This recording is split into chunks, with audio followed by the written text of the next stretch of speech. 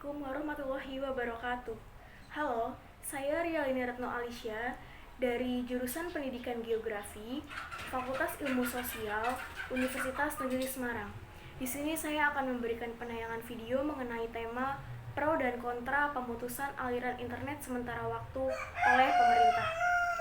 Dalam hidup di era industri 4.0 ini, banyak perkembangan teknologi, utamanya internet yang dijadikan sebagai konsumsi pokok oleh masyarakat dalam kehidupan sehari-hari.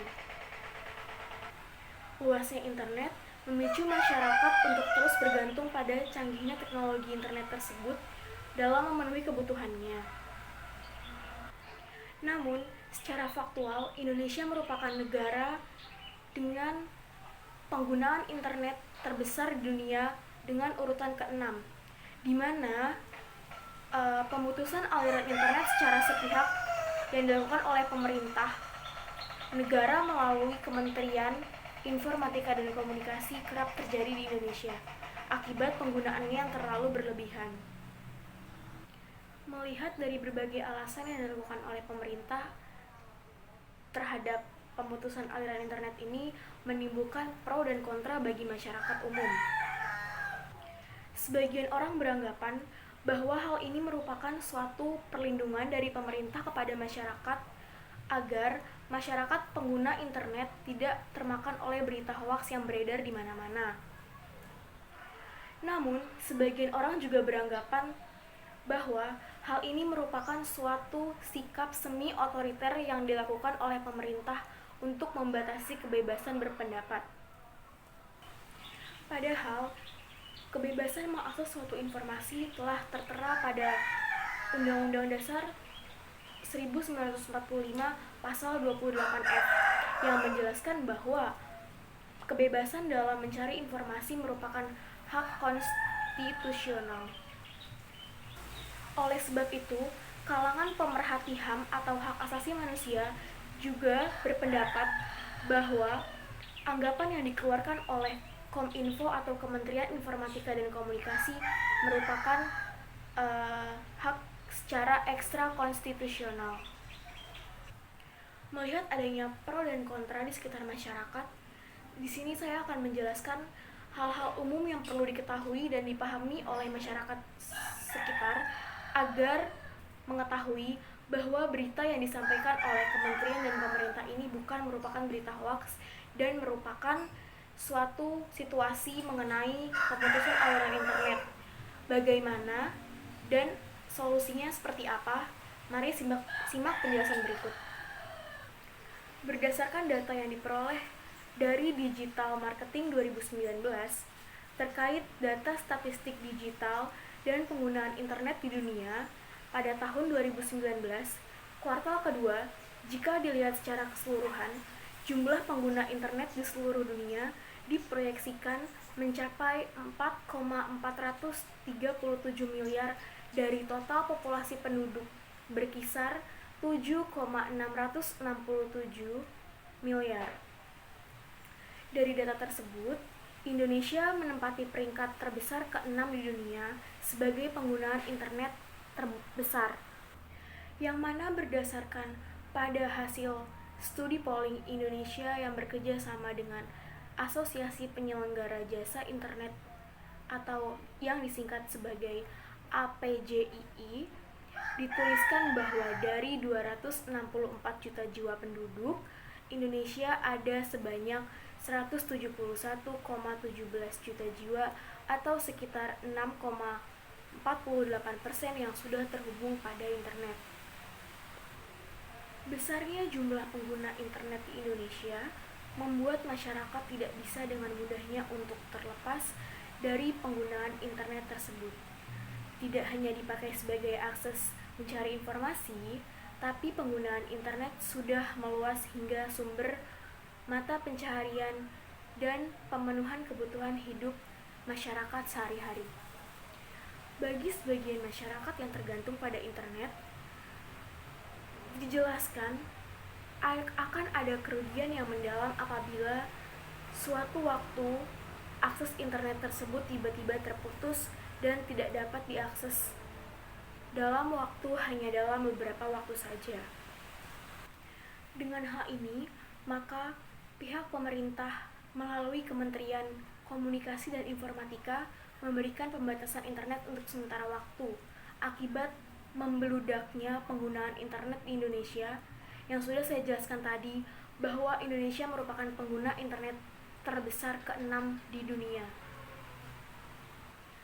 Masih hangat rupanya terdengar pada kita semua bahwa Kominfo atau Kementerian Komunikasi dan Informatika memberikan sebuah kebijakan berupa pembatasan akses sosial media untuk meminimalisir pencegahan terjadinya penyebaran berita-berita yang dianggap hoaks oleh pemerintah. Namun sayangnya, langkah-langkah untuk mengadakan pembatasan akses sosial media agar hal-hal negatif tidak terus disebarkan pada masyarakat justru dilakukan pada momen atau situasi tertentu yang notabene memerlukan pengawalan dari masyarakat luas. Salah satu contoh yang dapat saya ambil ialah pemutusan serta pembatasan akses internet menjelang sidang Mahkamah Konstitusi Pemilu serentak pada tahun 2019. Aksi People Power demonstrasi ini terjadi pada tanggal 22 sampai 23 Mei pada tahun 2019 dan lagi baru terjadi pembatasan akses internet di Papua. Tak hanya kehilangan informasi bagi sebagian orang yang bekerja langsung bersentuhan dengan internet seperti bisnis online jelas sangat mengalami kerugian yang tinggi. Seperti halnya dengan pembatasan beberapa akses platform di internet menyebabkan terhalangnya interaksi antara penyedia jasa dengan konsumen. Ferdinandus Setu selaku Kepala Humas Kominfo atau Kementerian Komunikasi dan Informatika menyatakan bahwa yang dilakukan pemerintah adalah pembatasan akses, bukan pemutusan akses internet. Publik masih bisa berkomunikasi menggunakan fitur komunikasi yang lain seperti teks, baik WhatsApp maupun pesan teks SMS, jadi tidak mengekang hak publik untuk mendapatkan suatu informasi lebih lanjut.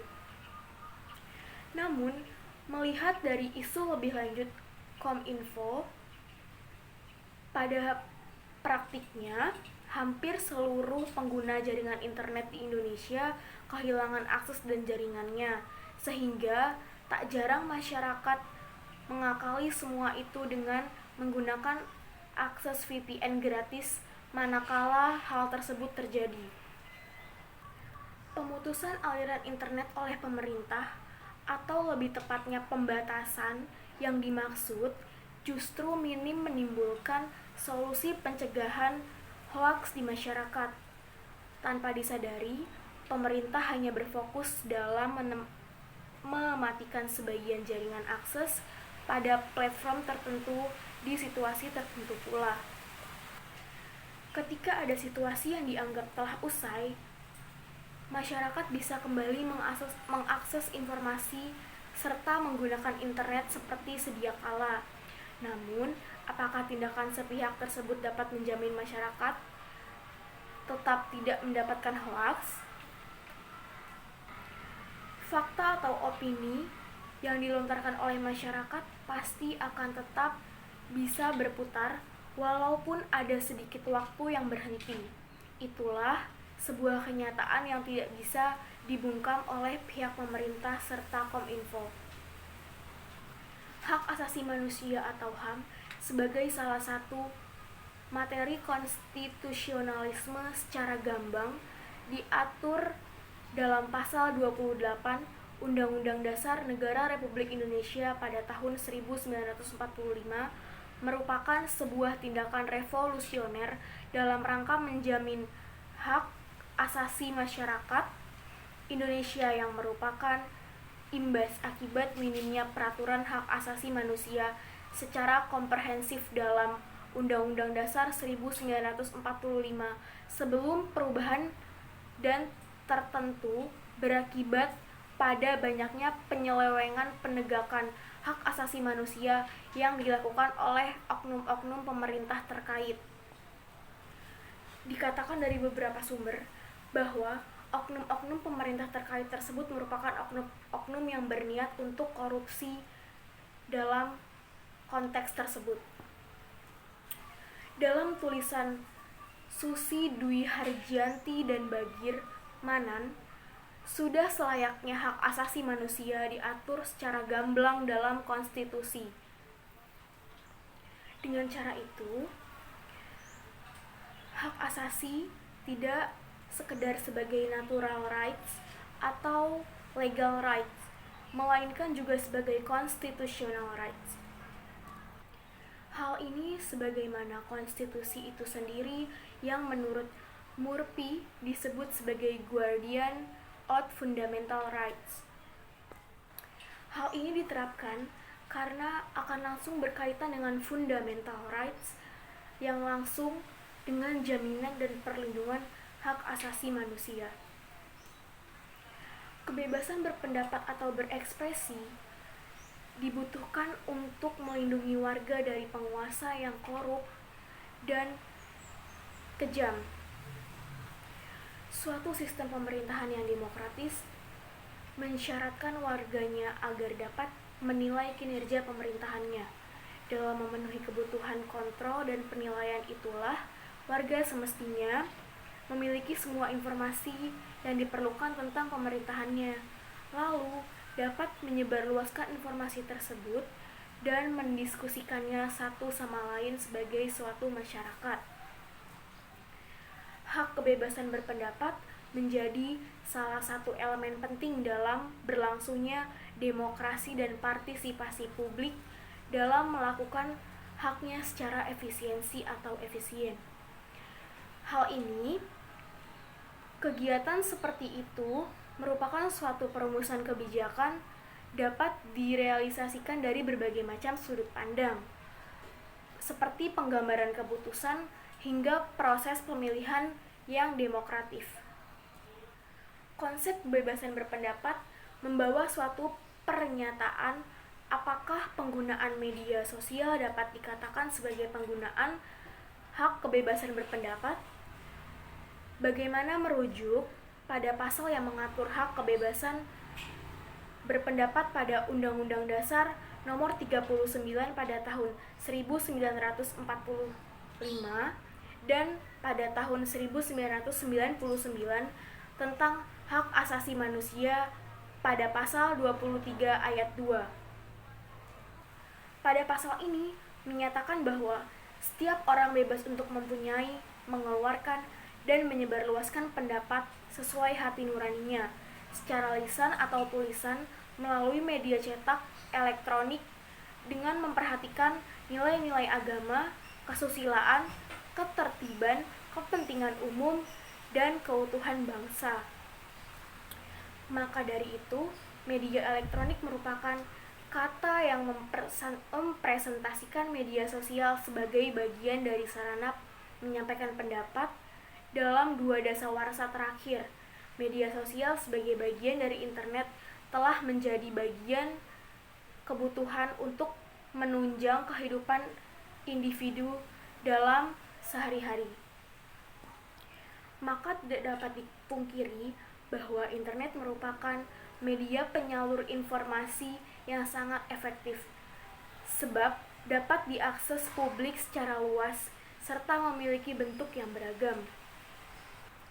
Pada konsepnya, pembatasan hak asasi manusia yang bersifat derogable rights dapat dilakukan.